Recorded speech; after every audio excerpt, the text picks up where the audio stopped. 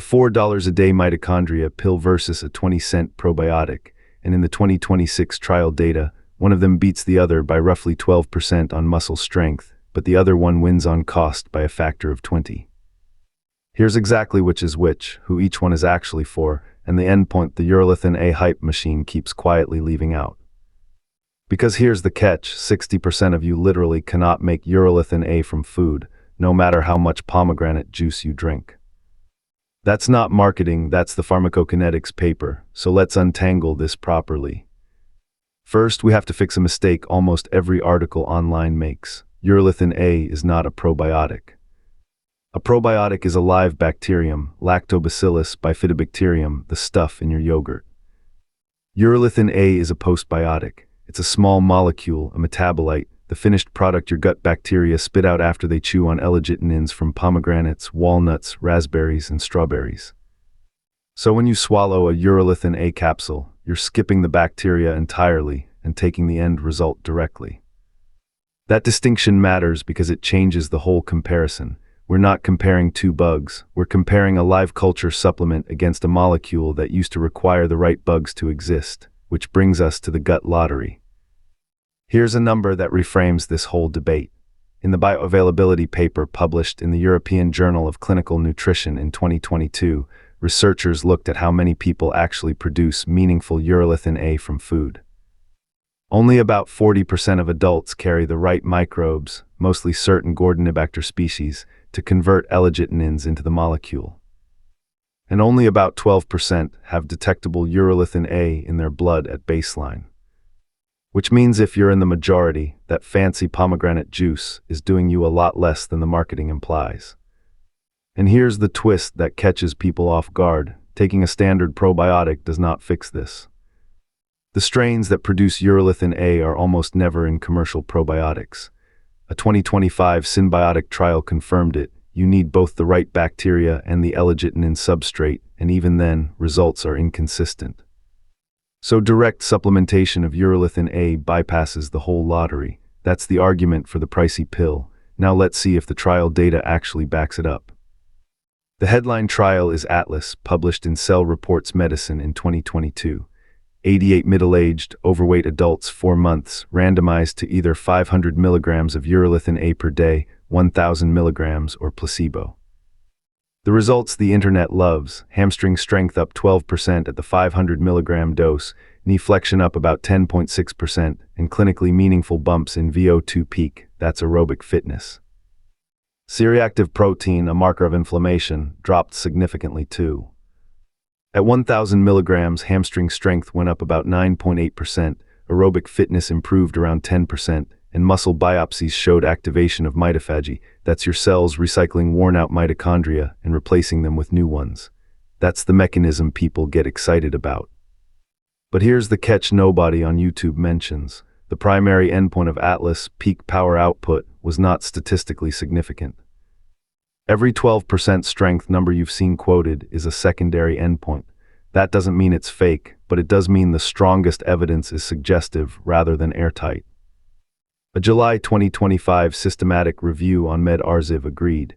Consistent signal for strength and mitochondrial biomarkers, less clear signal for lean mass. And a 2025 trial in elite distance runners found almost no race day performance benefit. So urolithin A appears to work best where mitochondria are already underperforming, which is aging, deconditioning, and inflammation, and much less in people who are already dialed in. There's also a fresh angle worth mentioning, because it's what's driving 2026 buzz. A Nature Aging paper from 2025 gave healthy middle-aged adults 1,000 milligrams of urolithin A for 4 weeks and looked at their immune cells. Naive CD8 T cells, those are the fresh, unbattered soldiers your immune system uses to recognize new threats, went up by 0.5 percentage points versus placebo, with a p-value of 0.044. And the fatty acid oxidation capacity of those CD8 cells went up nearly 15 percentage points. Translation: their immune cells got measurably better at burning fat for fuel, which is a hallmark of a young immune system. It's 4 weeks and small, but it's the first hard human signal that urolithin A might touch immune aging, not just muscle. Keep it in the promising but early bucket. Now let's give the underdog a fair fight. A 2024 meta-analysis in nutrition reviews pooled 7 randomized trials, 733 older adults, looking at probiotics and sarcopenia, which is age-related muscle loss. The standardized mean difference for muscle strength was 1.037, which in plain English is a strong effect. Hand grip went up 1.9 to 2.5 kilograms. Gait speed improved 0.08 meters per second. That's the walking speed measure geriatricians actually use to predict mortality. That is not nothing. Now, heterogeneity was high, meaning results varied a lot between studies, so take the pooled number with a grain of salt. But here's the interesting part.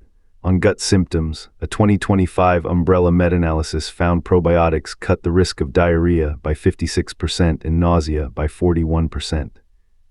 On mood, a 2024 meta-analysis found a standardized mean difference of nearly -1 for depression symptoms and about -0.6 for anxiety.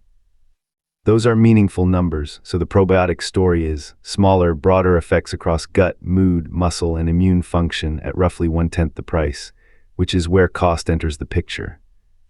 Let's put numbers on this. In the US market as of 2026, Timeline Mitopure, the branded Urolithin A, runs about $2.83 to $4.17 a day, so roughly $85 to $125 a month.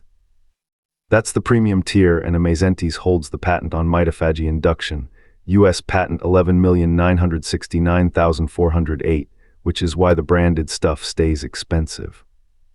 Generic and liposomal Urolithin A from brands like Perpetua and OMRE has arrived, running about $1 to $2.20 a day, or $30 to $65 a month.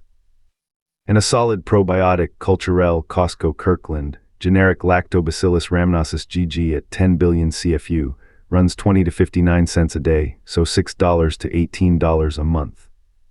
So if we compute cost per effective daily dose, Urolithin A is roughly 5 to 20 times more expensive than a cheap probiotic. That doesn't automatically make it a bad buy. It depends entirely on what you're trying to fix, which is the real question.